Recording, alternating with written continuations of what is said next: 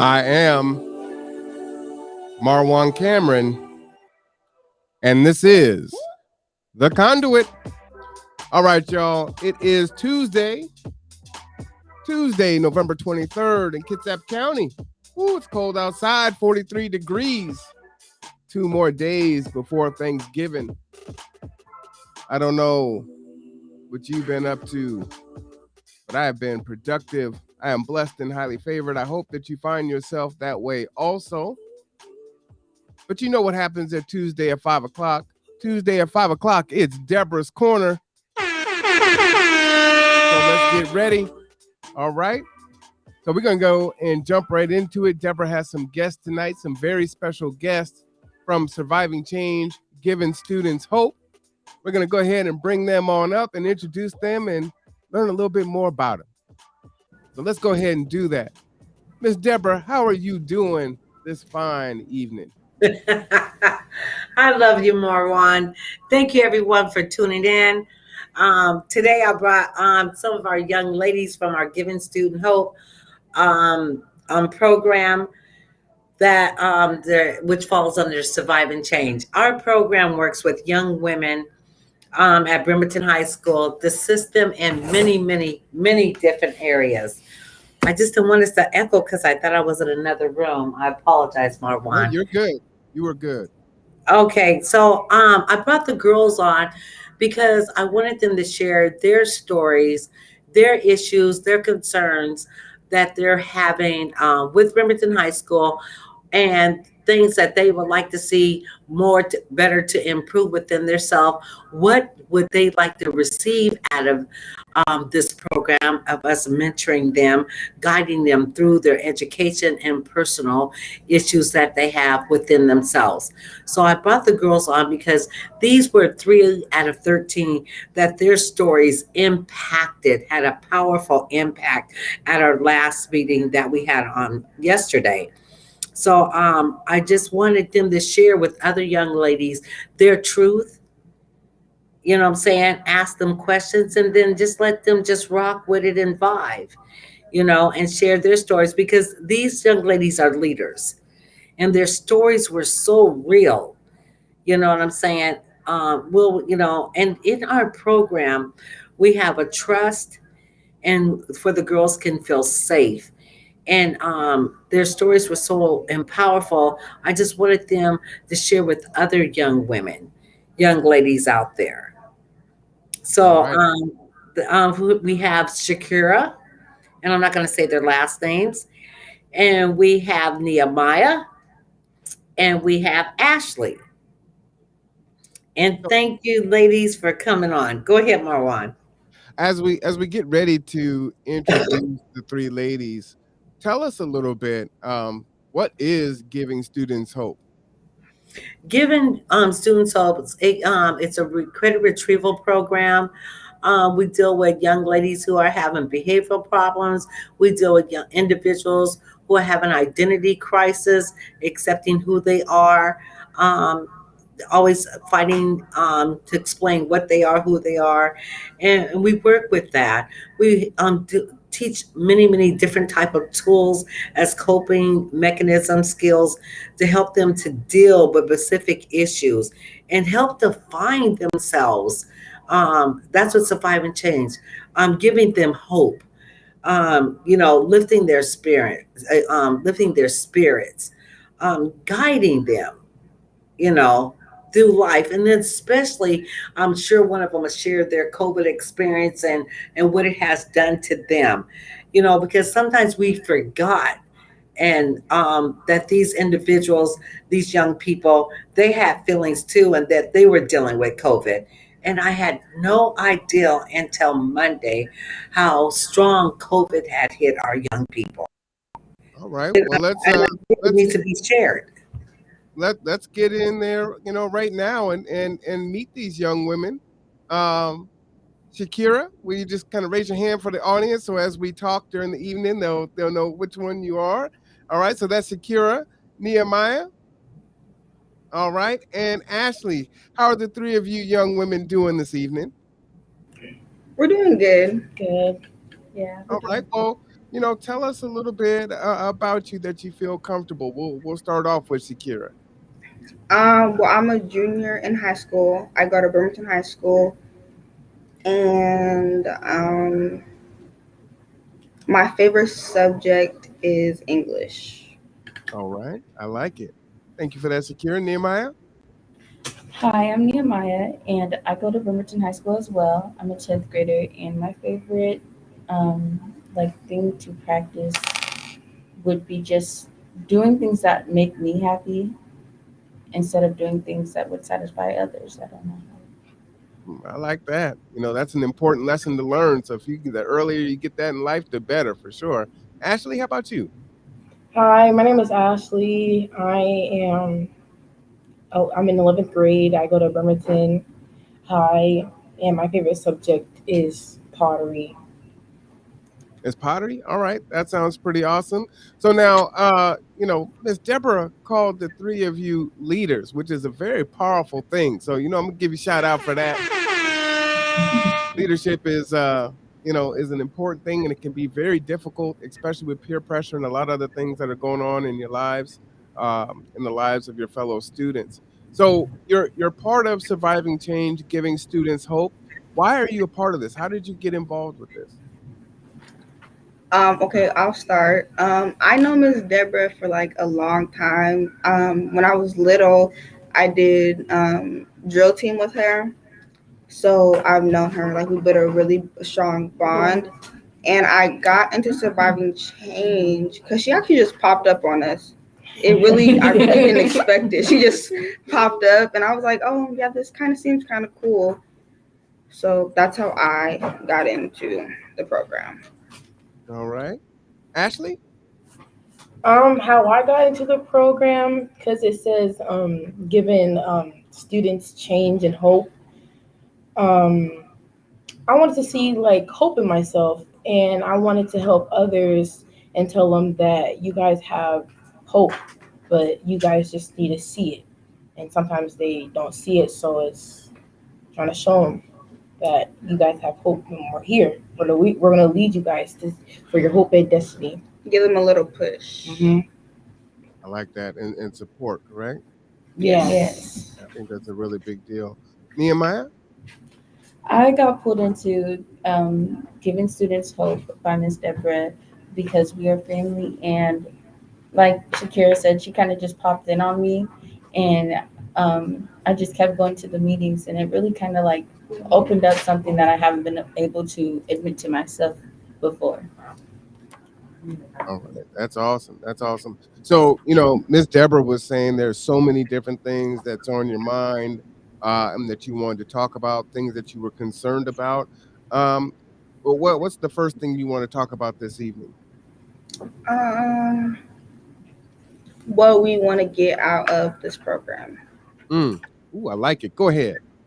I want to get like a new beginning because a lot of the girls in the program, including myself, has been through like traumatic experiences that we shouldn't have went through at a young age, and we're kind of beating ourselves up for it, even though a lot of it probably wasn't our fault. So I kind of just want a fresh start, like and like just see the hope, as Ashley said, like in ourselves and in others. All right, so you're looking for a fresh start. For me, I'm looking to put out because I don't know how to say this. Like my potential, I have a lot of potential, and how people stereotype Black women, it's kind of like they just put that narrative over us, and they don't let us put our potential through our work, or they don't give us the chance to let our shine go through. So when we're in this group, it's kind of like you have your voice because everybody's here, and you can be vulnerable, and you can speak how you feel, and everybody's the same. There's no you're better than this person, you're better than that person. It's just you. Kind of like building a sisterhood Yeah. with each Mm. other. All right, so building a sisterhood. I think that's really important. So you felt like there was an absence of that in your freshman and your sophomore year. Um, with Ashley, you're in your sophomore year, but the other The other two, you guys are both juniors. I'm in my sophomore year. You're in your sophomore year. Nehemiah's in his sophomore year. Zakira and Ashley are in your junior year. So you felt like there was an absence of that before then, and this is a vehicle to which you can have that support and that hope, and then pass that down to students that are in the same grade and coming up behind you. Is that how you feel? And building because that. when we first start freshman year, we're trying to find ourselves. Like we want to fit in with the crowd. So freshman year we get into peer pressure and we try to change ourselves to be accepted. But with giving students hope, you don't have to change yourself. You can be who you are and still be accepted without feeling that you have to change. Right, and trying to fit in with the norm. When in reality, everyone is just, as regular and mid as everybody else. Yeah. It's kind of like how this mask, I'm no better than them just because I have the mask on. Mm-hmm. But somebody came through here and they don't know what we're doing. They'd be like, oh, yeah, she's better. She's just trying not to. There's no point. Yeah. There's no point to try to fit in. Just be you. Yeah. And this is mostly what this program is about. It's giving the real and the raw, especially being young Black females. We society portrays us as really ghetto and loud when we're just trying to get by. Yeah. So the real and the raw, that definitely sounds like Deborah Jackson's MO. So Miss Ashley, what do you want to get out of this program? What do I want to get out of this program? It's really a lot, actually, because like what Shakira said, like a new beginning, and plus I'm trying to find myself and trying to believe in myself and have a little bit of confidence and say I'm trying to use my voice and trying to speak out for other people, just trying to help and gather everybody around. That's powerful. So how have you been able to find yourself and use your voice? I mean, you're here telling, the community your experience now, but before then, what have you done to be able to use your voice and find yourself? What does that look like, that sisterhood and giving each other hope? Give each other a voice in the sisterhood. Honestly, it's just being together. Yeah, it's kind of new. Yeah. So we just started, we all knew each other. Well, some of us knew each other, and it was kind of two different groups. So now we're just learning how to bond, which we're still learning. We haven't got all the way a year because, like I said, we just started the program. Mm-hmm. So the further we go, the stronger our bond will get. Yeah. Well, when did you guys start? I want to say about 2 weeks ago. Yeah, 2 weeks. 2 weeks ago. What? 2 weeks ago, and you're already like this already? Talking about what? We've had about 3 meetings so far.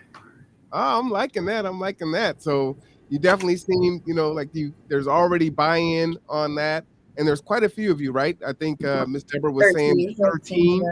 And you are representing the 13 right now, for sure. I'll tell you, you're doing a fantastic job of that, for sure. So let's talk about, some of the issues that you've been experiencing at the high school, because that's one of the things Deborah was talking about. Why this, finding yourself, using your voice, and why this is so necessary and important.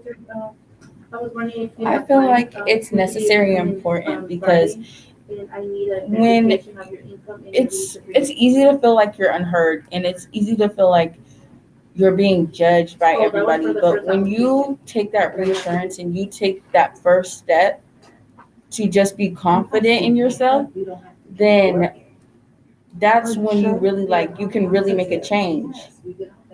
And so I feel like this program helps with that, and that's how I feel with the school in general, because you can feel like you can report issues to the school and they won't do nothing about it. So with Miss Deborah, it's feel like you actually have a voice in with the school, so then we can actually make a change for ourselves. Because you can tell the school, oh, could you please fix the bathroom issues or whatever the case might be, and they won't fix it. That's true. Miss Deborah is kind of like our voice of reasoning, I guess you could say. We tell her our issues and then she'll go up and tell like the higher power. Because if we told them, we couldn't say nothing. Like they wouldn't believe us or do anything. So Miss Deborah's kind of like our big dog, I guess you could say.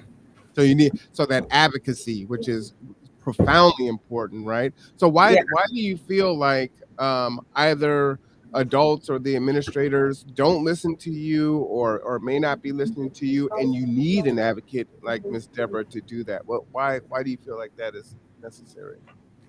We're kids. Yeah, but no.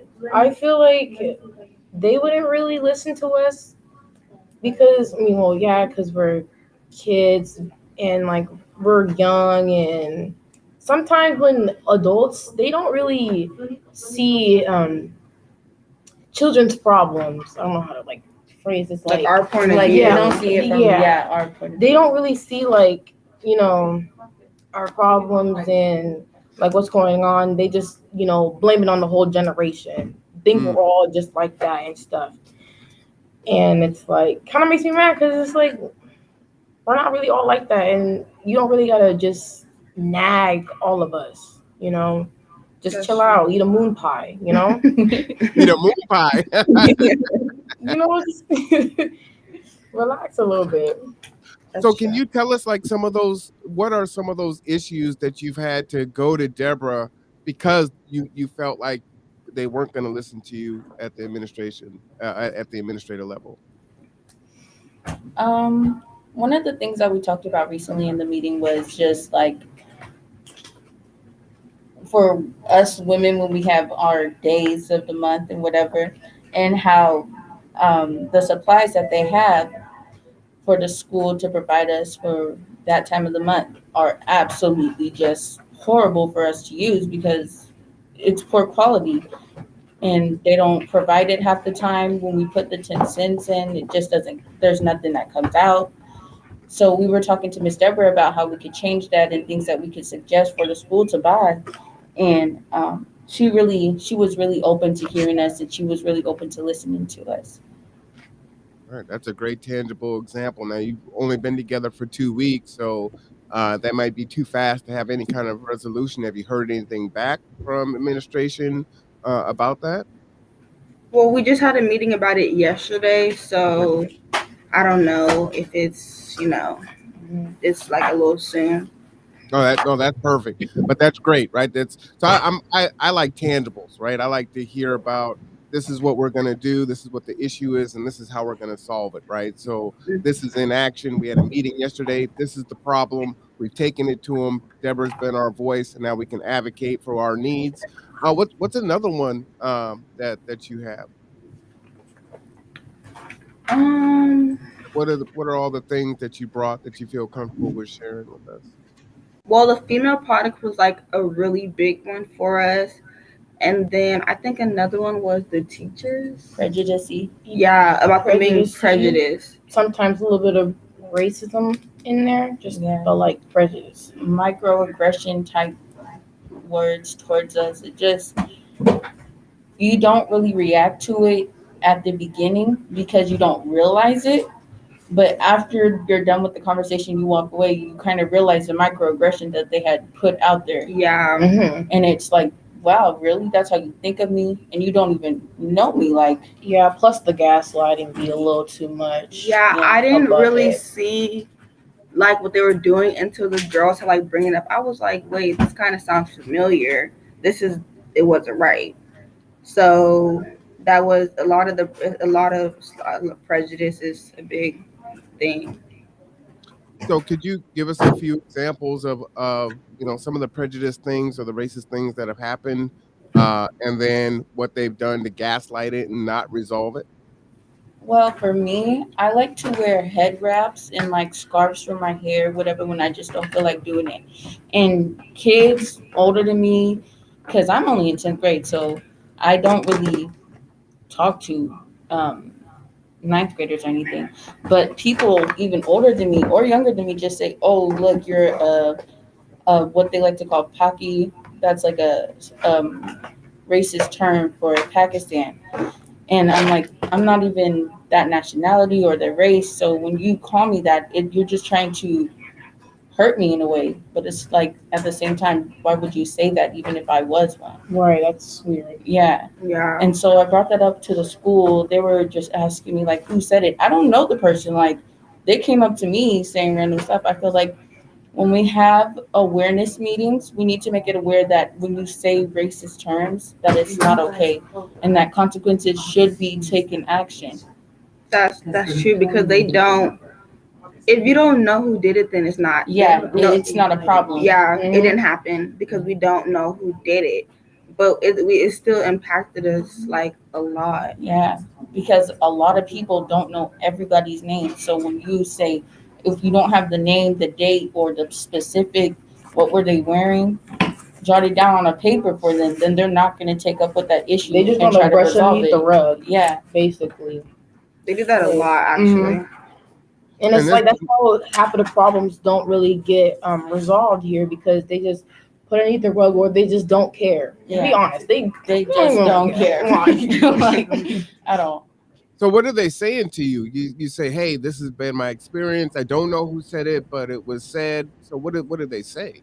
We'll take care of it. Yeah, they When say they we'll don't. take care of it, or even when just a situation where the girl was using the hard R, the N word with the hard R, um, they were asking for names and all this. I said, well, I don't know names who all heard it and all that. So they said, well, if we don't have a name, then we can't really make a full report about it. We can't do nothing.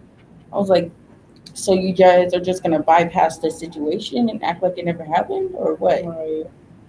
You know, So I'd what's like to step in here and say something. yeah, go The ahead, Deborah. program is this. The program is new right now for this year, but we've been in the Bremerton School District for a long time. Principal Ryan Nichols and Doc, they're trying to make some changes, and that's the reason why they sought Survive and Change to come in to make changes. They want to be aware. Their eyes are open now. Want to see change. So we're working on things and getting there. This is why they chose and came to us because they want to work on themselves. So we have to say that yes, the girls to have these issues, but we're getting to those areas to identify them, and so that their truth be told and these issues be addressed. And so I have to give that to Mr. Ryan Nichols because he is so full of life, and Black Lives Matters to him. All kids matter to him, and they're looking to make change, and they want a lot of success stories out of Bremerton High School. So he's doing his damnedest to make change, and we're taking it one step at a time. And so, for the girls to know right now at this time, we're dealing with the inner being and we're dealing with some issues that they're having within the school. So, we can't just jump up and make a fix right away. But they are open and their eyes are wide open and they're aware and they are willing. So, Deborah, when we come to on the other side of the break, I want to ask you a few questions about some of the other issues that uh, the kids have shared with you, and kind of get the direction in what you're hoping the outcome is for you. We heard it from the girls' side of you, and I kind of want to hear it from yours. And so we're going to get that on the other side of the break. We're going to take about 45 seconds and let the ladies get a sip of water if they want, and then we'll come right back and continue on with this fantastic conversation. But we've got some new breaks that we've got built in here. So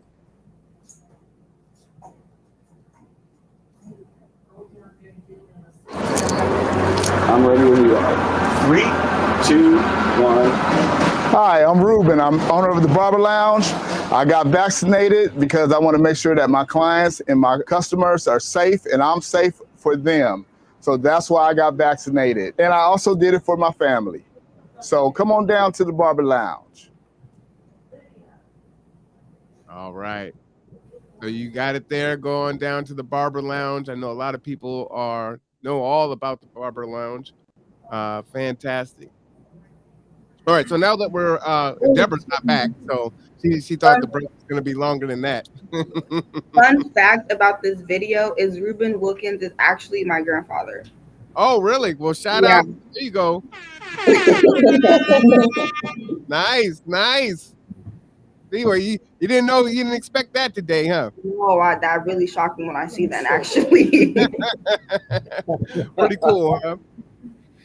All right, so Ms. Deborah, we're on the other side of the break now. So, again, this is definitely an important program that you have as part of Surviving Change. You're doing so many different things.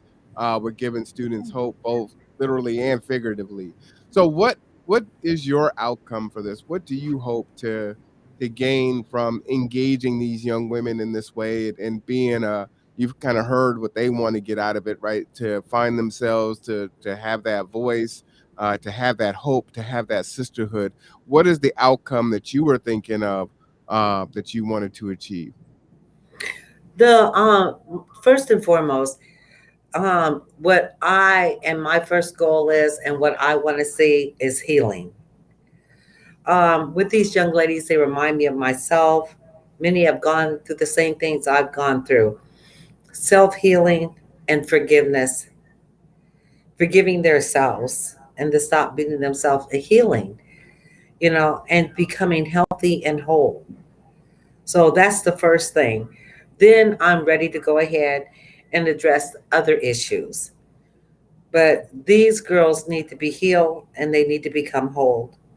And they need to accept themselves for who they are, you know, and learn to, like, we had a dear friend used to say, pat yourself on the back, encourage yourself. And I love that song. So, and for they need to know, to let themselves know that you sometimes you have to encourage yourself and pat your own self on the back, and keep moving on and learning to love themselves. Absolutely. So Because what are we have LGBTQTs, you know, in the group, and there some of them I see that they always have to defend who they are, and we don't want them to. I want them. I tell them all the time, every time we have group, I don't want you to defend who you are. Stop defending who you are. Just accept who you are and just move on and love yourself. Go ahead, yeah, Marwan. that can definitely be very difficult to do, right? When society is hammering on folks pretty tough. So, this has been going on for about 2 weeks. What are some of the activities that take place in this program, Deborah? And then I'll ask the ladies to kind of chime in there. What are some of the things? Oh, I am so excited that you did ask that question, Marwan. Well, some of the girls, we moved kind of fast because there was a need. Um, we just did makeovers this past weekend with the girls. We went out to lunch. We took a good group of girls, five of them we worked with, but we went to lunch. We had Chinese food. We did makeovers. Some went to the barber lounge and got their hair dyed out of that crazy purple or blue, and we got them together. And so we did hair dye, hair wash, shampooed, and a makeover with that. We did our nails. Several of them did their nails, and then we did clothes shopping. We did makeovers for that and buying, personal hygiene and stuff. On some of them, I did on Sunday to finish it out. And that's the activities that we've done so far. Makeover and learning self care and hygiene. Care is another self. Was a big start and a big area that we needed to cover. With the young ladies. All right. Well, I just lost camera on them, so I definitely want to hear what they had to say about the makeover. That sounds fun. How do I get in on the mani pedi? Oh my goodness. Well, tell one of them to come. I didn't know. It looks like what's Wait, going hold on. Lydia never charges that computer and it died. I told Lydia. Sorry, Miss Deborah. Okay, go ahead. Here's one of the young ladies. Sorry, Miss Deborah. Go ahead, come in here. Yeah. Hey, well, that's how it is when we're live on Secure. Tell me, were you part of the makeover?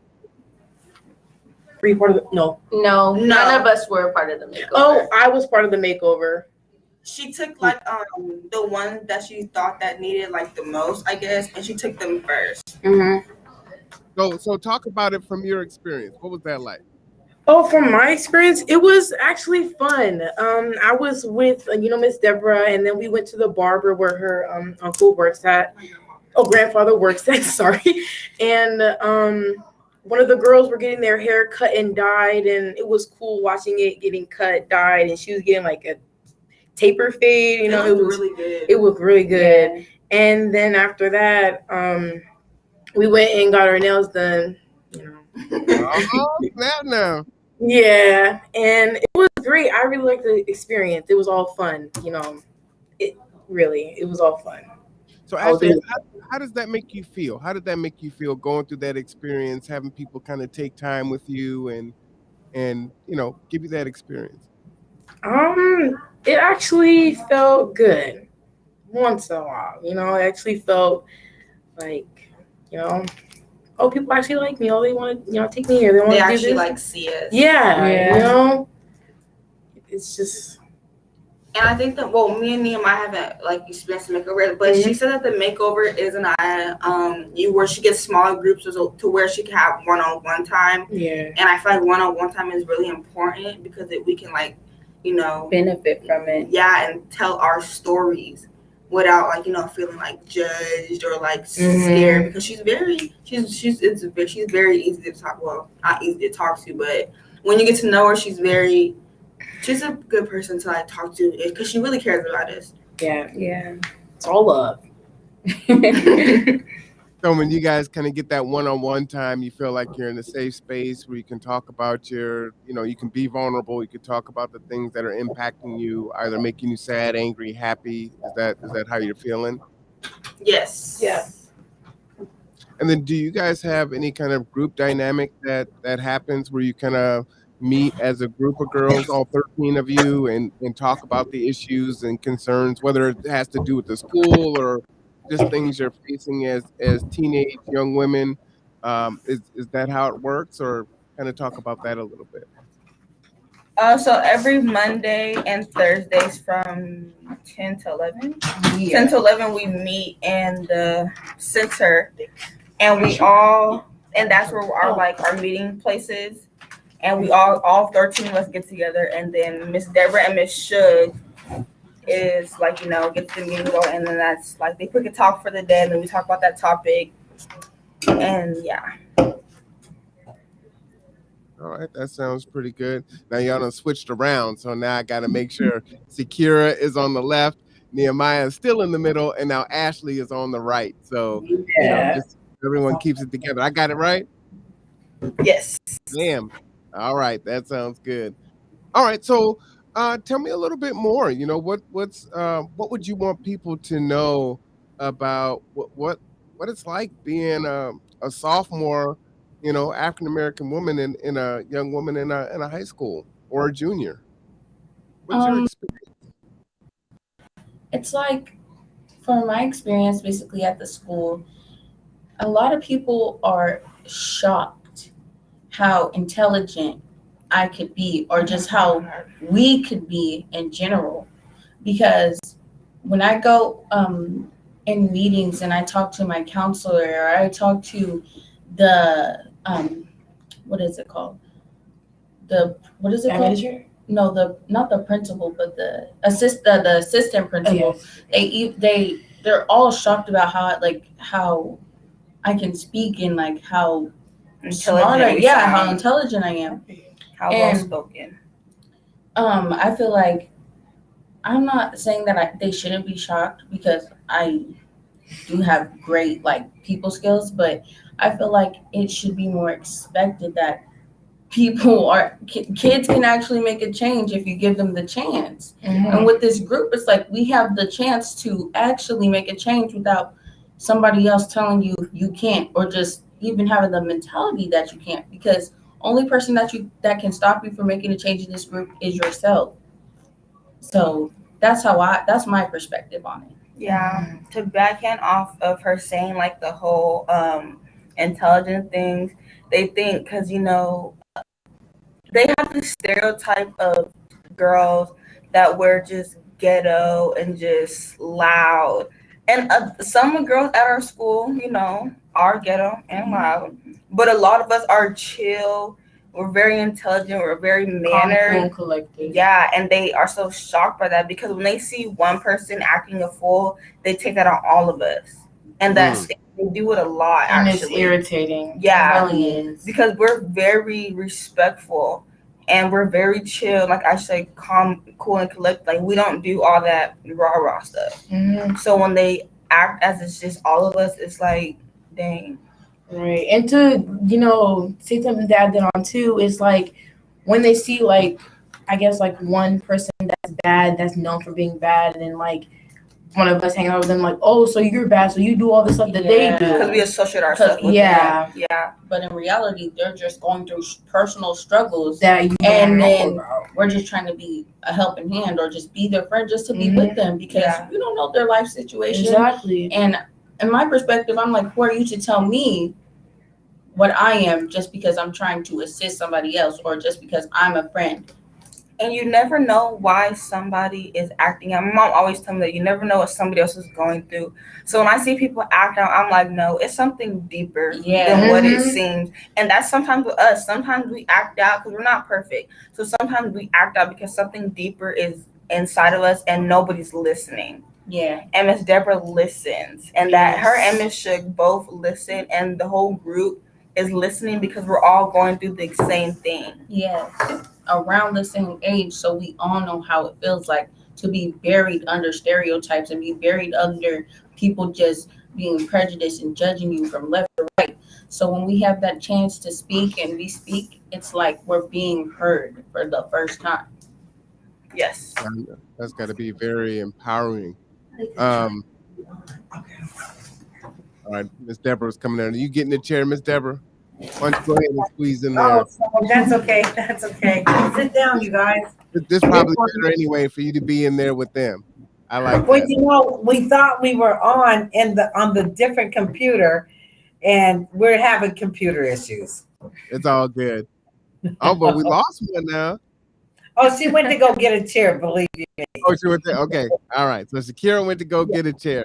So you're hearing what the ladies are saying, Miss Deborah, and it's very powerful that you are providing a space for them to let their voices be heard. Right? They feel like they're not being heard. They feel like they are being experiencing guilt by association, which of course is horrible.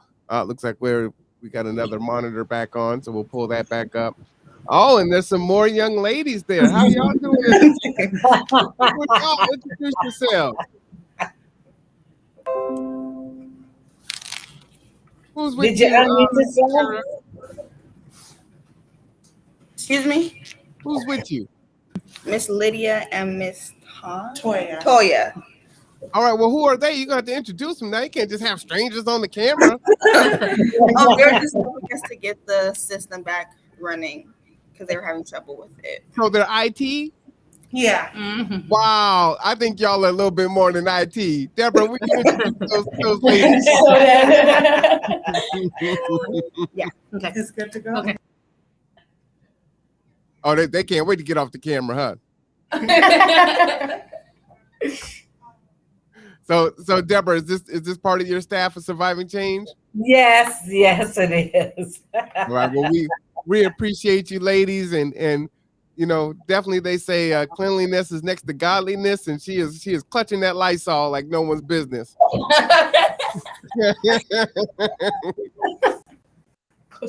right. I'll stop the cap. Let's get back to it. All right. Nope. Okay, Miss Deborah's going back in the room. It's a good thing y'all are close, you know. Seriously, honestly. So Miss Deborah, jump back on and go ahead and answer that question for me because I think that's important. You're listening to these young, powerful young women talk about being able to have a voice.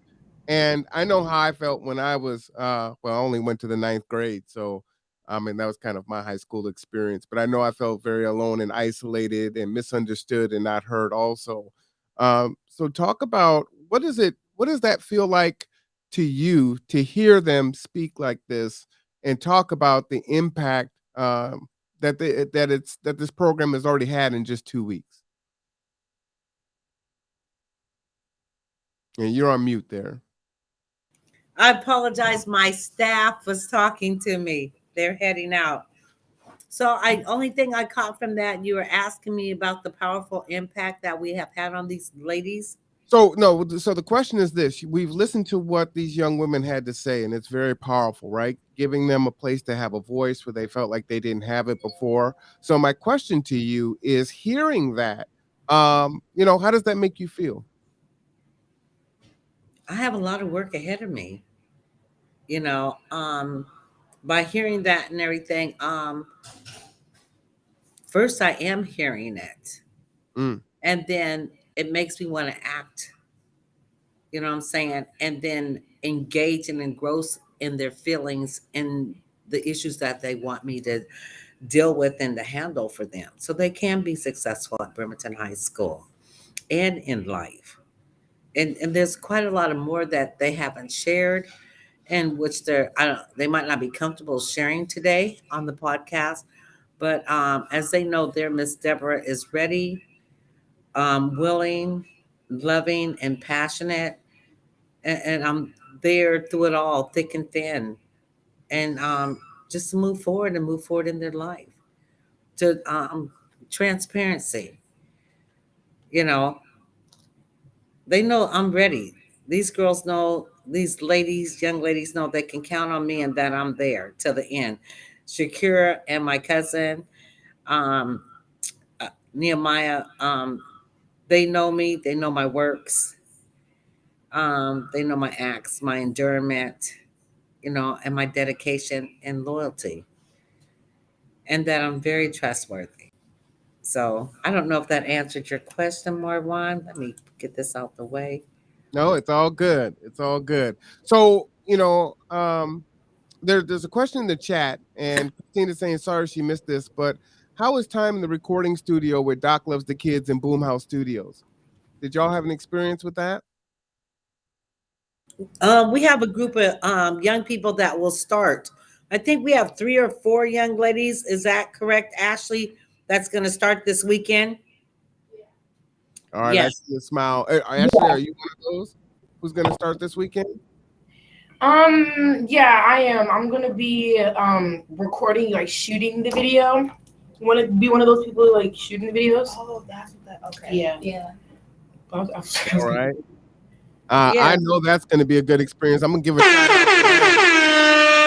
that. Actually had an opportunity to meet Doc on Friday at the studio. So that's good. We'll be doing some stuff together in the very near future. So that's pretty exciting. Doc is really excited about us partnering together and bringing in the young ladies. So we're all excited. So far, I think we have 3, but I'm sure by the time Saturday comes, we'll have more. So let me ask this question. Right now, there are 13 young women that are in this program. Is there a cap? Are you trying to get who's this program for, first of all, and how large do you want this to be at Bremerton High? Whatever the need is, I'm willing to take it on. Mm. We have no caps. With the things that the girls' issues and concerns in their life, On GD. The need is so great. So we're not leaving anyone out. Today when I was up at the school just to measure some measurements, there was a young lady in the office, and they had approached her and asked her, this is her, and told her about the group. And she said she'll think about it, you know. So I don't know. It's just anyone. We're open, we're receiving, we're taking anybody. The need is too great to put a cap on it. All right, I like to hear that. Is there any plans on maybe extending this to other schools, or right now is the focus on Go ahead, Ashley. I'm kind of hoping this shift to like Olympic high school, because when I was going to Olympic high school, it was like so bad. Really, the teachers there really don't care about the students. Really, they don't, because what happened was when it was Black History Month, and there was a pep rally, and I was in step at the time, and we were my friend was doing miming, and remember miming at the church, yeah. And it came to an Olympic, and then people were like making fun of it. It was weird because they were just like miming up like to the music of what was it? It was a movie called Harriet Tubman. It was one of the music. Oh, You know what I'm talking about? yes, It yes. was, Yeah. yeah, that song. And then they were like miming to it, and you know how they dress rags and stuff because slavery, right? And people were just like, I don't see the point of this, making fun of it. And then when it was our turn to do our step, people were like, why is there a white person in the BSU? Because it stands for Black Student Union. Why is there a white person? Why is there a Mexican person? I don't see the point of the stomping for Black History Month. And it was just crazy. And then the group stopped doing step because some people moved and some people didn't want to continue it, or it was just not working out. And yeah, that school really needs to change. It needs someone like Miss Deborah seriously at that school. SOS, ASAP, emergency, please. Like, because it's just, I got kicked out of that school for apparently assaulting the principal, which I didn't. And they just illegally took me to juvie. Yeah. So. Wow. Okay. That school needs change ASAP. Meraki. Well, clearly you're in school and you're not in juvie, so Yes, it sounds yeah. like you're thriving. Thank the Lord. Yes. Yeah, absolutely. So, we're gonna go ahead and give you an applause for that.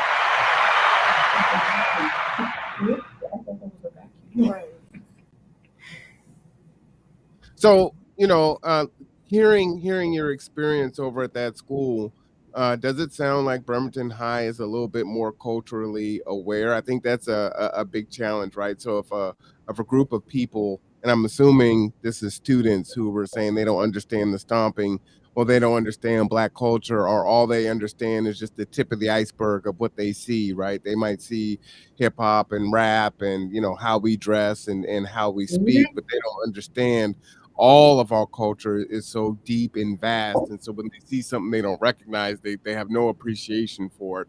And then they just, out and out disrespect it. So do you see some of those same things at Bremerton High? What are your thoughts on that? For me, even just hearing it for the first time, I most definitely see the difference. And that's still Bremerton. Olympics still in the Bremerton vicinity. So just seeing how two different schools respond to two different types, well, not even to the same type of situations, because at our school, Bremerton school, we have BSU, and the person who runs it, Mr. Shine, shout out to him. He makes it aware that anybody and everybody's accepted, no matter what color you are, no matter what you identify as, no matter who you look like, you are accepted into this group as long as you support. Yeah, because Black Student Union isn't, well, yes, it's for African Americans, but it's not just for African American. Black Student Union is a program to make awareness to Black people. Word. And if a Caucasian feels like there needs to be some change, then they feel like there needs to be some change. And I personally, even though our school has its faults, we are very diverse. Like Yes. we're the most diverse in the Kitsap County. So yeah, we have its faults, but when it comes to race, well, 75% of the time it's very like, no, we get it. Especially Mr. Nichols. He I think he gets it. Yeah. And we have like this little, like the see-through window, and they change it out every month. Whether it's on the calendar or not, they make it known. This is Hispanic month. This is Black History month. This is whatever nationality you are, your month will be presented in that window. Yeah. And it will have anything and everything in there. Things that you might even not know about your culture will be in that window. Yeah. And I appreciate that a lot. Even though it's something small, it's also a big change because you get to walk past it and you get to see all these different things. And we gotta start somewhere. Yeah. You know, And that's that's interesting. like Shakira said, we got to start somewhere, and that's most definitely a start, a good one. Yeah, because they didn't even do that my freshman year, and sophomore year COVID happened. So when I seen it, like I just seen it the other day, they just changed it from Hispanic month. I was like, oh, that's kind of cool. So I'm kind of like looking forward to February to see like what they do for Black History Month. You know, I think that's a big deal, and I hope that administrators and parents and fellow students are listening to this broadcast and saying, "Hey, look, kids are speaking. This is what they are saying is important to them, and they are paying attention to it." So you can start with small things, and then have more impactful things. Just kind of get bigger and bigger and bigger. Would you guys consider participating in providing the information that would be displayed in Black history and taking even more power in that? Yeah, that's what Yes. that's actually what we're focusing on right now for BSU.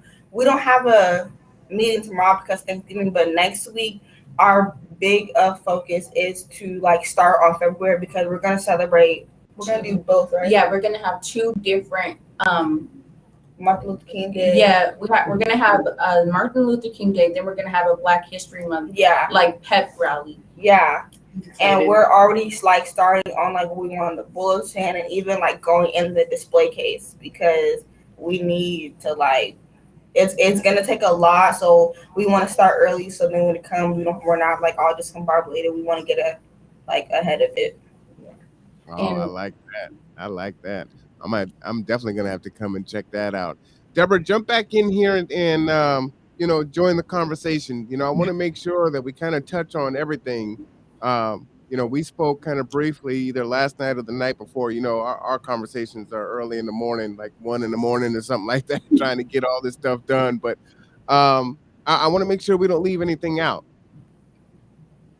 Well, I really think the young ladies have covered it. And as I spoke with you, I was saying I wanted to show them off and to let people know that surviving change is doing the damn thing. That we're out here trying to cover many, many areas, and we're dealing with the haves and the have-nots. Because those individuals are missing things also. That their parents aren't seeing. So let me ask you this. You just brought up parents, and I think that's important. And audience, I'm trying to respect the information that Deborah has. She's in her office, and so trying not to display that. So I'm trying to keep her small. I want her to be seen when we're talking, but we're kind of limited by the space. It is important, right? Our kids need to be supported, and here you are bringing a program in. These students have been, a part of this program. These 13 young women have been a part of this program for 2 weeks. They're already making some gains with more thinking about joining. What should parents know? How can parents be activated, get involved? How can they support? That's important for us to know. Well, first of all, there's some challenges within the family. But Surviving Change has always been an organization that deals with the whole family unit. We just don't work with just these young ladies. I get to know the families, you know what I'm saying? Some are resistant at first, but after I meet them where they're at, they're very receiving. And then I come in with solutions to their homes. Even if they haven't asked, I told them what I see, what we finna do. And I don't know, they just love me right away. I mean, because I come in being me. That's all I'm gonna say. Being me. And I come in, oh, we're gonna do this. I think, are you sure you don't need this assistant, this assistance? Well, let's try this, this, and this right from the gate. You know, Yeah. I just hit it right from the gate. So then I believe if you can go in and solve one family issue, you have that loyalty, and they have that hope within the family, and that family dynamics starts to change. And I'm going to give you an example. um, One of the Caucasian girls in the group, and we took her. She was one of our makeovers this weekend, and so when we took her, the dad calls, right? Now, mind you, he has this red beard, red and white, so you know where he is at. Of course. So all of a sudden he calls and everything, and he wanted to know where his daughter was and everything. So you know what I'm saying? He was, because this black woman then picked up his child, that he really hasn't got to meet because I only had been speaking with the son. So he's all worried and concerned. So I said this, and I'm on the car speakerphone. I said, so the white man then called to the black woman, then went ahead and picked up the white child, and you ain't heard that, huh? You know? He falls out laughing, and he just, Yahoo! I'll see you later, honey. You know what I'm saying? I mean, that was too funny. I said, you done thought I just stole the white child, huh? You know what I'm saying? That was so funny and hilarious, he thought. And he says, I'll see you, honey, later on. And then I was back over there on Sunday and Sunday evening, and the family was really warm. He came to the door and he goes, I'm dad. And I said, so you're the white man with the red beard, huh? He goes, I'm so happy that you're in our lives because she doesn't have a mom at home, Mm, you know. So I was doing a more for the girly thing with her, you mhm. know. So I believe in dealing with the whole family unit, you know what I'm saying, and making them feel comfortable. Absolutely. I think that's important. And oftentimes, either there's a program for the parents or the adults, and the children may be left out, or the vice versa is true, where there's a program for the kids, but the adults are left out. And so, if you can kind of bring them along together as they Yes. grow and kind of establish that hope, right? And they can be invested in supporting their children in such a pivotal time in their lives, especially with all the things that they're going through. Our experience in high school was very different, and we had our own experiences. But I am not envious of our kids today going through school and just facing all of the stuff that's going on. Both locally, nationally, internationally, and just all the dynamics. I want to Well, get your Marwan, can I go ahead and say this to yes, give ma'am. you another story? We had a family. The father was Caucasian, and the mother's black and Filipino or Samoan. I'm sorry, black and Samoan, something like that. Anyway, so they had really a lot of issues going on and addictions in the household. And I grew up with the mom, and our parents were good friends. But I went in there with a plan, with just working with the one daughter. We sent her all to a HBCU, and when I went in there in just one fix, the father wasn't working, the mother wasn't working. When they saw change could happen, and change did happen, they were so proud that their daughter was going to college. Now, mind you, she was one of the ones that the school didn't want her there.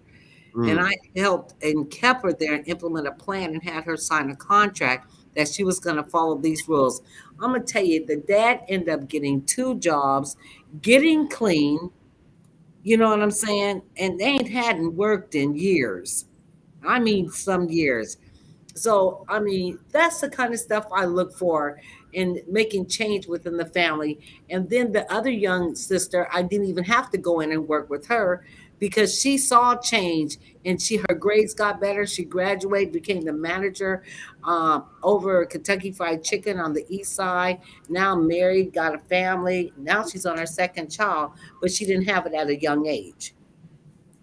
She was the manager there for 7 years. Oh, I love it. And then she planned it. So, and that's the kind of stories that I look for, and that fulfills my heart. You know. So I think that's really powerful. Now, ladies, I do have a question for you. You are at Bremerton High School, so as a former instructor at Olympic College, grades are really important to me. So how are your grades? I actually have a 3.3 GPA right now. So it's pretty good. I think my lowest grade is a C plus, or might be a regular C, and that's in history. But I also, when school first started, I had caught COVID the second week of school, so I missed the whole month of September, or dang near the whole month of September. I was gone for 3 weeks, so I didn't come to school until October. I want to say October 3rd or 2nd. It was a Friday. I didn't come back to school till Friday. So that's why those grades are pretty like low. But other than that, it's pretty good. Well, you got the horn, girl. You all good. All right. So Ashley? Yeah. I got enrolled to the school for how many weeks ago? About 2 weeks ago. 2 weeks ago. I just got enrolled to the school, so I know my grades are good, but they haven't given me a grade yet. But I've been going to my classes, turning in work, and doing the stuff that everybody else is doing. So I know I'm doing decent. Just catching up. Yeah, basically. All right, I'm gonna give you the horn too. Nehemiah, how about you? My grades are mainly A's and B's. Some of the teachers, they don't upgrade the grades fast. They don't upgrade it up. I don't know how to. They don't put in the grades, and they forget to. Yeah, they forget to put in the grades. If you have late work, I know it takes time to do late work because you have to do it after everybody else's. But it's been almost 2 months into school, and my stuff still hasn't been graded. So it's getting sometimes it just gets to the point where it's just okay, it's doing too much or taking too long. So it takes a toll on my mental because I'm like, what do I need to do? What do I need to do? And I did everything. They just haven't put it in. And then they assign stuff on top of stuff. So it's you haven't even graded my stuff since September, but you want us to do a 3-page essay. That exactly it's not making sense. And then they don't put it in, and so your grade sits at this one thing, and you know that it's way higher than that because she told you that you aced the quiz, so it should be somewhat decent. A B plus. Yeah, but they just don't put it in right away. And then you write the essay, and then you just get a fail. You and then our parents be on us. And we're like, Ma, we turned in everything. Well, then why is your grade still this? Ask the teacher. The teachers don't be grading our stuff. Right. They get mad at us well, then you should have did it, bruh. How I think about it is they don't take it into consideration that we have a whole other classes besides that one class, and those teachers like to give us as much assignments as the next. So by the end of the week, we're doing 15 plus assignments, and we're expected to get them all done by Sunday. And we got our own personal events that we got to go to. We got to do meetings. We got to go to clubs. We got to go even just to take the time to just be with yourself, just to have that mental clarity. And that's a lot sometimes. It can take a toll on you. Yeah, it really can, because we do need time for ourselves. Just like Miss Deborah says, healing. You know, sometimes people just do their own healing, and healing takes time. So I'm so young. Healing does take time. Right. Healing really do takes time. So it's just why are you trying to pile up on me and then Then the moms be like, well, you should be goofing out, you should be doing that schoolwork. It just be a lot. Like, you're not. It's just a lot. Yeah. But we managed to get through it. So. Right. Even though, like, she said, oh, even when you got in the real world, you know, you gotta start doing this and doing that. Like, but honestly, in the real world, we don't get graded. You don't really get graded like that in the real world. An A and a B it doesn't really matter when you get to the real world. If you're working for a big corporate, work for like your a CEO. Your A in high school was not going to get you there. Yeah. That A was not going to get you there. It was this that was like. Yeah. And this. Yeah. And brain in this. Let me give you my thought on that. And what's really important for adults, parents, and advocates of these children is this. You know, it's really hard for someone to be given an assignment or work to do, and then it's not graded, and then they learn the next concept, right? And now you're building on these concepts, but you have no understanding on how well you did on the first concept. And so about math, it's like Jenga, right? And so, you know, you've gone through 2.1 and 2.2 and 2.3, and now you're on chapter 3. You needed everything from chapter 2, but you don't know how well you know chapter 2 because it hasn't been graded. And you look up, and now we're about to hit winter break. And so you're talking about half the year is over, and I don't know how I'm doing. I'm just turning stuff in. So that exactly that really important. Because they will be, because you ask them like, oh, have you graded my work yet? They're like, oh, I meant to, but I forgot, but I got you. But or they get snappy. Or even they get snappy, because I'm not the type of person to bug. I'm not a nagger. So I'm not going to sit there and ask you every week of every day. I'm going to ask you every once in a while to just give that gentle reminder. But after it gets to a month point, I'm going to, because what are you waiting for? Yeah. Exactly. And it's not with all teachers.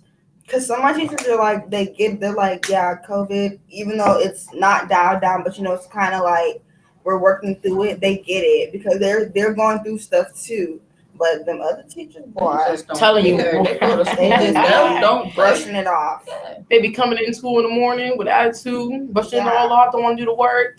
Please.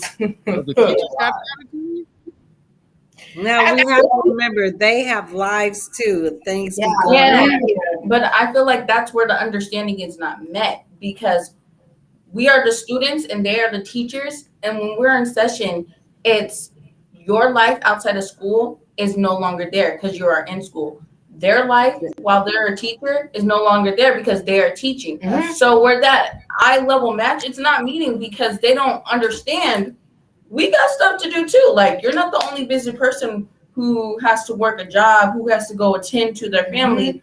I have to as well. So when we're not meeting eye to eye, that's where the complication gets at. And that's what everybody's stuck at right now. Because that match is not matching. It's just not working. It's not math. It's just not working. Like, the equation ain't equaling out, huh? Yeah, no, 2 + 2 is equaling 6. Like, come on now. Get it together. Why is it 5? Not the cap. Because they because all the other students in the school, they got jobs. Some people were working at McDonald's, some people working at Fred Meyer's, some people just, and then, they're like, oh, I'm a teacher, I got my PhD, bro. And they put it on the door. And even with our job, we still have stuff to do. Like, we're in Surviving Change, we're in Black Student Union, we're in sports. So we all have to find a balance in our lives to where we can balance stuff out, but it's not fair that we have to find a balance. And we're trying to balance our stuff out, but our stuff is not it's not helping the balance. Mm-hmm. Because if you don't have good grades, like my parents say, if I don't have good grades, I can't have a job. Mm-hmm. If I don't have good grades, even at school, if you don't have good grades, you cannot play sports. So it's a balance. Everybody has to do their part to do what they need to do. And if the teachers are not doing their part, So when one person not doing their part, it takes a toll on the other person doing their part. It's like, I'm doing all this work, but you're not even meeting me halfway. Yeah. Well, it sounds like you don't want them to be hypocritical either, right? Like you said. Yeah. So if I have to come to school and check my attitude at the door and and be respectful, then I need that on the other side. I need you to come in and whatever you got going on the outside, you got into a fight with your spouse or whatever, put that to the side and treat me with respect and have that student teacher relationship and help me to learn, right? Is that what you're Right. saying? Yeah. Yes. All right. Well, Nehemiah, I owe you a horn. But I have a question for the young ladies, and I'd like for Ashley to go ahead and answer this question first, because you shared this in our group. How did COVID affect you? COVID affect me like mentally and physically because of the quarantine thing. And like I said in the group, in the conversation that we had, when the quarantine started, my walls just started to appear again and couldn't break it down. I just kept all my emotions to myself, kept my feelings to myself, didn't tell anybody nothing. I got diagnosed with MDD. It's like depression and anxiety and stuff. So while the quarantine, I was depressed and it was getting bad. And plus, had to go to school. I had to wake up. I had to get on that Chromebook. I had to go on the Zoom. If I didn't go, Yeah, that's true. And then plus social media was getting bad during the COVID because, everyone was freaking out, whatever. And then societies got crazy over the social media and Cancel this person. Exactly. Cancel the next. That's what I'm saying. Cancel culture was just different. Everyone's like, you did this 6 years ago? Gotta go. It was crazy. Yeah, that's true. It did take like a toll on a lot of us. Even with anxiety, my anxiety got worse because I was because we did COVID for almost 2 years. So I personally, I've never been good with big crowds, but now back then, especially because like during COVID, I was always stuck in the house. So it was like I was always by myself, and then we had to come back to school where it's 30, 25 plus students. No, it's like because I have paranoia and I'm paranoid all the time and I'm worried, so I'm always just like, oh, is someone gonna have me? What's going on? And I've been like in the quarantine. I haven't been out quarantine. I've been in, and it's just like I'm so used to it. Yes, I'm so used to just being alone. Yeah, back then, with the when it didn't happen, I was still like being alone. But then it happened, and it's like, okay, well, I'm alone, so let me enjoy it. Yeah, but I'm alone, and it feels kind of weird, but it's like feels like home, but I'm alone. Yeah, that's true. Speaking on both parts, like she said, what my great grandma likes to say is like being a hermit, just stuck in your shell and just being alone. After being alone for so long and being inside, it actually affects you. Like people are like, oh yeah, the best time, I just like to be by myself. But the more you're with yourself, the more, especially at this age, we are insecure without even knowing it. So when the more somewhat insecurity just breaches into our mind. So that's true, but just like alone in your thoughts. And so even if you go out and you don't know that you're insecure, you could go out and you could just be like, oh no, I'm uncomfortable, and you don't even know why. Yeah. But it's just because of the simple fact you've been alone for so long that you have been accustomed to a way that you don't even know is normal anymore. Yeah. You don't even know what the feel of normal is. Yeah. So when we go back to these big crowds and we go back to the schools and we're all in the mall or whatever the case might be, it's like you have to look over your shoulder. You have to make sure your mask is on right. You don't want to be the person, you don't want to cough and then everybody's like, I got a couple of times trying to hold in that car. Right? That sneeze was killing me. Face was all like but that's just like the little things, and then it just gets so much deeper than that. It's like just me personally, it was even with the people I was like, I still had my little friend group, but when we went into quarantine, you really sat, like for me, took a look at how many people I actually needed at school that were just people I could just say hi and bye to, people that could just listen to me talk, people who would just give me hugs, and I wouldn't even know that I needed a hug at that moment, but I appreciated it. And so going back into quarantine, it's like you took all that stuff for granted. And now that we're back in, it's like, wow, I actually miss these people without even knowing it, because they make me feel normal. They make me feel okay. Even though we just came back from this period, I feel okay with them because they know me. Yeah. Well, I'm not very social person. Like I've always been a quote unquote loner. So I actually like being in the house a little bit. I was like, oh, I don't gotta see people. Right up my alley. When I don't Right want to socialize, yeah. It was right up my alley. So when come back to school, it kind of like pushed you out there. I was like, I don't really like this. Like I really wanted to do online, but my mom was like, no, I think you should try it out. So, and we're almost like at the end of the semester anyway, so you might as well just wing it out and just do what you gotta do just to get by. Cause I really go to school. I go to school to go to school. Mind my business. I do what I'm supposed to do, then I get up out of there. I don't stay. No, I don't do no stay after. No, I'm out of there at 10 on the dot. I'm not doing nothing. You see me here, not no more. I'm out the door. So let me ask you, girls. You know, you're talking about the social impact of COVID. What was your experience like the last year and a half with having to deal with the Chromebooks and the Zooms? How did that impact your learning? Did you like it? Was it? Oh, I'm seeing shaking heads. One word: mentally draining. Talk about Because okay, so you got so accustomed in that good, deep, just transmatic sleep, right? Alarm goes off. It's 11:30. You're waking up at this random time to talk to these random people. That's true. And to pretend like you're engaging, but reality, you're just sitting there on your phone, scrolling on TikTok or doing other things.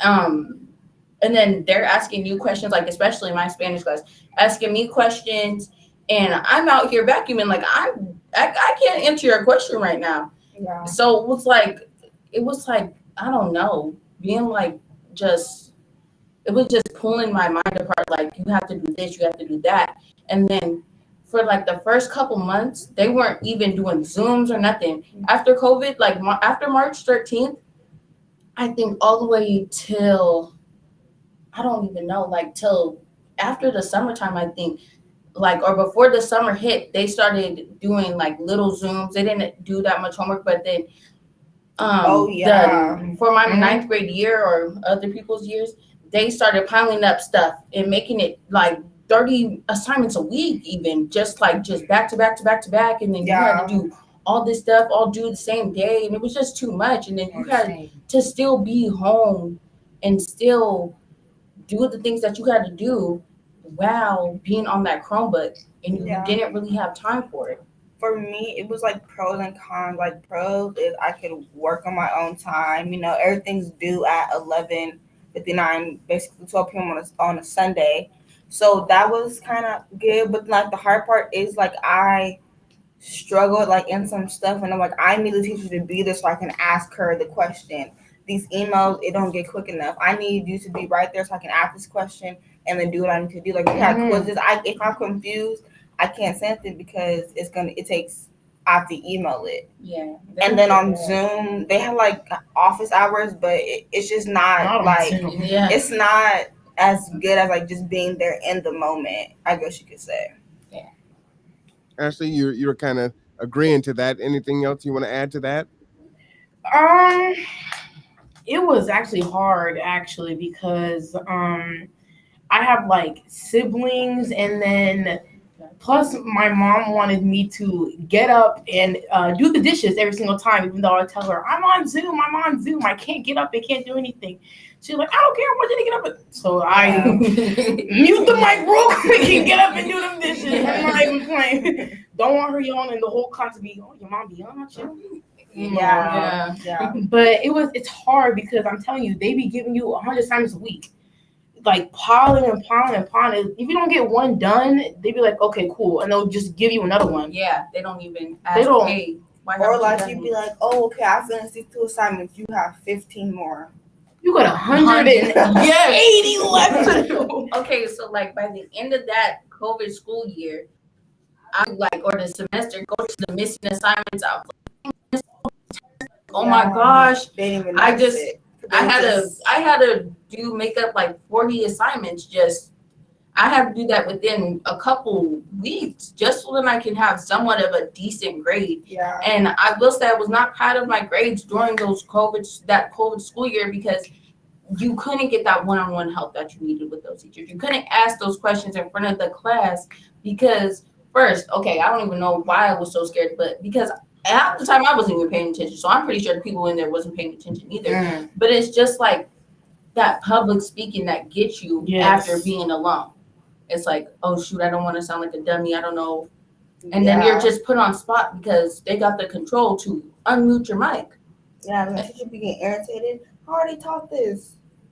And they be like, turn your camera on. No. Yeah, no. girl, they be think- you to turn on that camera, I don't boy. think I turned my camera on. He's telling you, you want to see Ghostface? All right, I don't no think- makeup. I don't think I No turned my wig, only a camera bonnet. on once. Like that whole school year, I don't think I turned my camera on. Because it Telling just you. wasn't, I was asleep at 11:30. It sounds like the struggle was real, for real. Yeah. Because they don't even know. It's the irritating part is like they don't even care what you look like. I'm telling you, I really went on that Zoom, and I had to turn my camera on.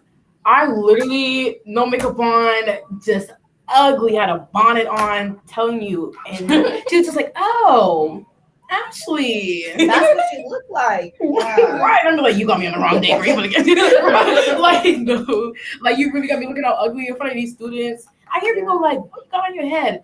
Cut camera off. Right. Cut. Don't talk to me. I'm not in the mood. She looks so different than she just stop. Cut. Please. Don't talk to me. I just woke up. Like, No, for real. Excuse me, Marwan. Ladies, there was a question in the chat.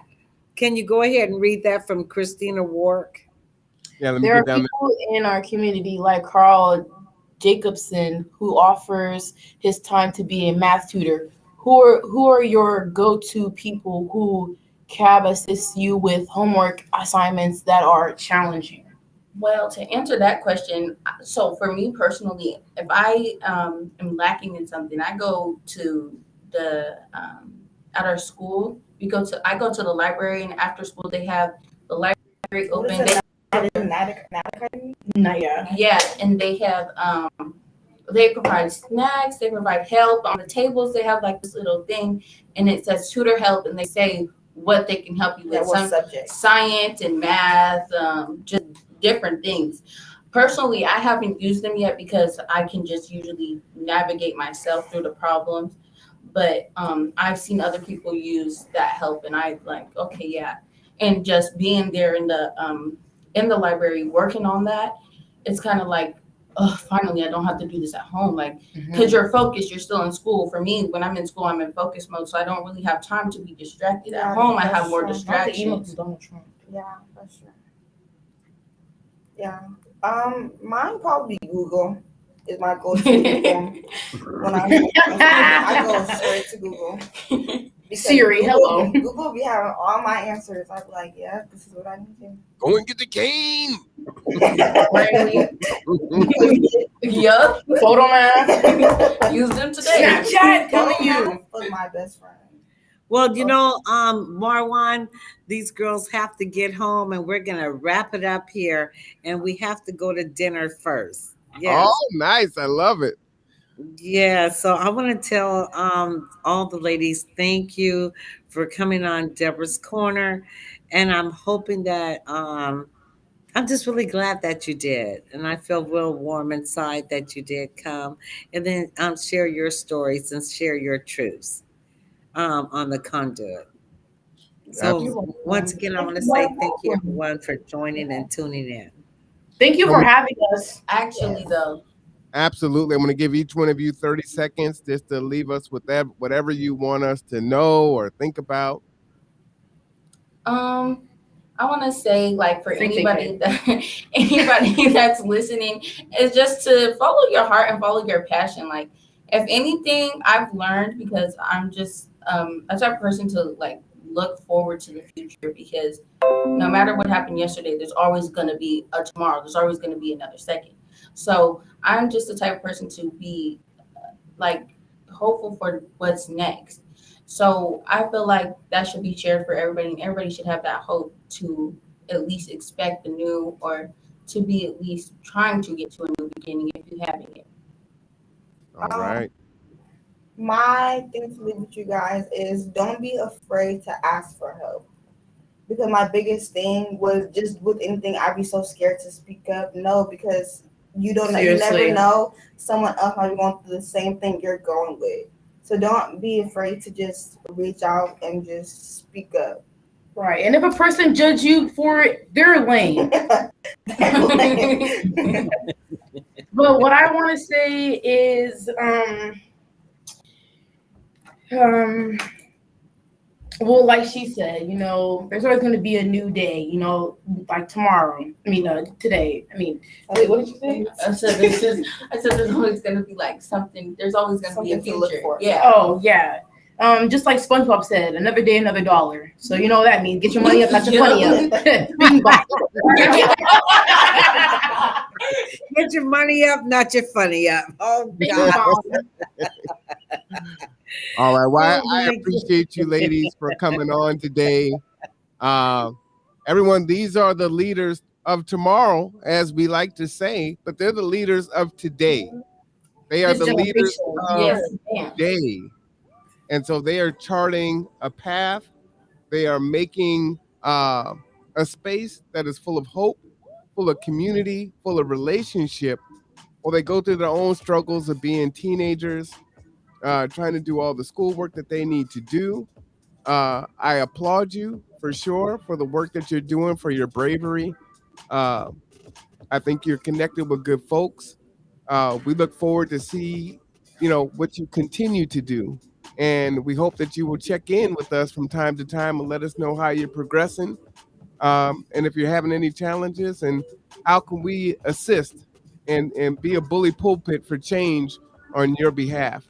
But we want to thank you so much. Special shout out to Shakira, Nehemiah, and Ashley, and of course, Miss Deborah Jackson. And for all of them, I am Marwan Cameron. This is the Conduit. These ladies are going to go and enjoy a well-deserved meal. And I take it y'all are going to turn up for sure. All right. Well, have a good day at school. Have a happy Thanksgiving. And we will see you soon, all right? Thank you. Thank you. All Okay, thank you. Till next time, everyone.